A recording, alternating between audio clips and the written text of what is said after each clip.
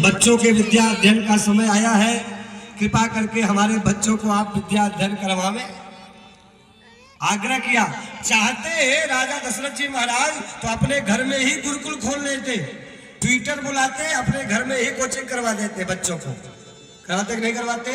Tuition जिसको कहते हैं ना, ट्यूटर बुला करके अपने घर में पढ़ाई करवा सकते थे। क्यों नहीं करवाया? क्या उनके पास धन नहीं था? क्या उनके पास बड़ा सा मकान नहीं था? क्या पढ़ाने के लिए स्कूल जगह नहीं था उनके पास? उनके पास कौन सी चीज की कमी थी? लेकिन राजा और रानी ने मिलकर के यह विचार किया कि बच्चों की पढ़ाई घर में नहीं अपितु गुरुकुल में होने चाहिए। क्यों गुरुकुल में क्यों होने चाहिए? गुरुकुल में इसलिए होने चाहिए क्योंकि वहां पर जब हमारे बालक जाएंगे तो वहां पर हर बिरादरी के, हर प्रकार के आर्थिक स्थिति वाले बच्चे, गरीब के बच्चे, अमीर के बच्चे, अभावग्रस्त प्रभाव वाले बच्चे, सब बच्चे उस विद्यालय में आते हैं और उन विद्यालयों में जाकर के हमारे बच्चे एक जैसी ड्रेस पहनेंगे, एक जैसा रहन सहन, एक जैसा खान पान जब करेंगे तब इनको समाज के और साथ में और तारतम्य स्थापित करने में इनको सहयोग प्राप्त होगा। अगर हमारे बच्चे अगर घर में रह जाए, चांदी का चम्मच लेकर के जो पैदा होते हैं, जन्म लेते हैं, क्षमा चाहता हूँ, वो उनको क्या पता कि देश की पीड़ा क्या है। वो झोपड़ियों में जाकर के थोड़े समय तक फोटो खिंचवा देते हैं, फोटो वायरल हो जाए, इससे समाज का भला नहीं होता, न इससे उनका ही भला होता है। लेकिन जो चाय बेच करके आता है, जो संघर्ष करके आता है, जो तप करके आता है, वह जब देश का प्रधानमंत्री बनता है, जब देश का नेतृत्व करता है, तब देश दुनिया का सिरमौर देश बनकर के तैयार होता है।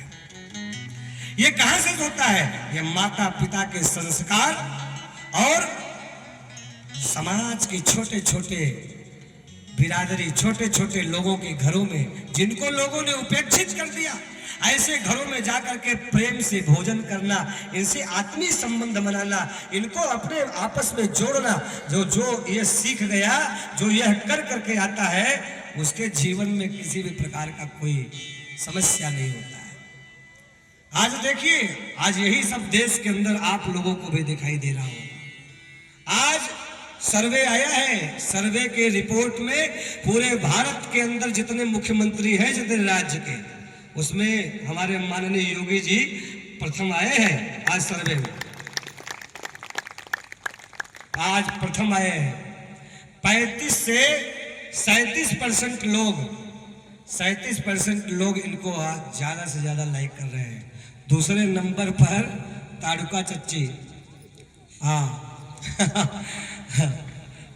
समझ रहे ना, बंगाल में 10% पे है।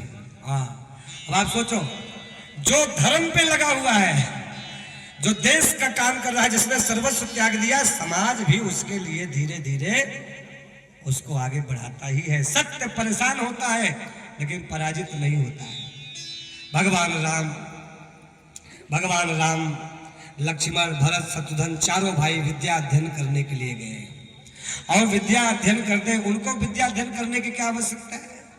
जाकी सहज श्वास शुद्ध चारी, जिसके श्वास ही चारों वेद है, सहज रूप से वेद को कंठस्थ है, उनको विद्या अध्ययन करने की क्या आवश्यकता है? लेकिन भगवान गए और अल्पकाल विद्या सब पाई। थोड़े समय में ही भगवान ने सारी विद्याओं को प्राप्त कर लिया और सारी विद्या को प्राप्त करने के बाद भगवान और अपने भाइयों के साथ में घर आए।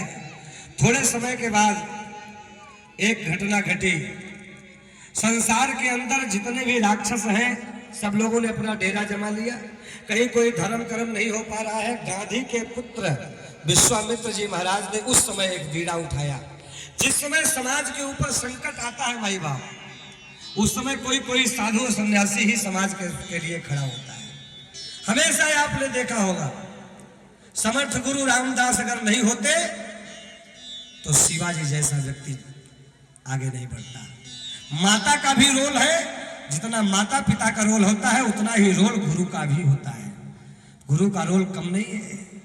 इसलिए समर्थ गुरु रामदास ने और शिवाजी महाराज को और उन्होंने कहा कि तुमको यह काम करना ही होगा। शिवाजी ने अपने गुरु की आज्ञा का पालन करते हुए हिंदवी स्वराज की स्थापना किया।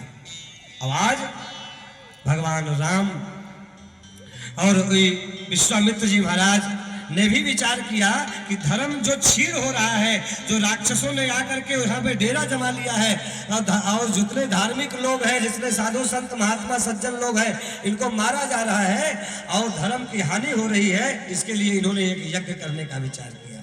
उस बीहड़ में जाकर के यज्ञ करने का विचार किया जहां पे राक्षसों का डेरा था। चुनौती को स्वीकार किया, डरे नहीं, भयभीत नहीं हुए। जो विश्व का मित्र है उसी को विश्वामित्र कहा जाता है। जो संसार का मित्र है, जो इको फ्रेंडली है, जो सबके साथ मैत्रीपूर्ण संबंध स्थापित करता है, उसी को विश्वामित्र कहते हैं। विश्वामित्र ने यज्ञ करने का विचार किया। 10 दिन चलने वाला यज्ञ है। इस यज्ञ को करने वाला यज्ञाचार अगर क्रोधित हो जाएगा तो क्रोधित होने के बाद उसका यज्ञ खंडित हो जाएगा। क्रोधित भी नहीं हो सकते, लोभ भी नहीं कर सकते, मोह भी नहीं कर सकते। यानी जब तक यज्ञ चल रहा है तब तक कोई भी विकार मन में आना नहीं चाहिए, यह शर्त है। अब यज्ञ कैसे हो? राक्षस लोग आकर के हड्डी डाल दे रहे हैं, राक्षस लोग आकर के मांस डाल दे रहे हैं और रक्त की धारा बहा दे रहे हैं और देख रहे हैं अपनी आंखों से। जला करके भस्म करने की शक्ति होने के बाद भी विश्वामित्र जी महाराज बधे हुए हैं। अब इस नाते से कुछ नहीं बोलते हैं, शांत रहते हैं। एक बार शांत रह करके विचार करने लगे कि आखिर यज्ञ की रक्षा कैसे होगी, धर्म की रक्षा कैसे होगी। जब ध्यान लगाया तब इनको पता चला कि यज्ञ की रक्षा के लिए परमात्मा यज्ञ से ही जन्म लिए हैं। इसलिए अयोध्या में चल करके और राम और लक्ष्मण को लेकर के आते हैं।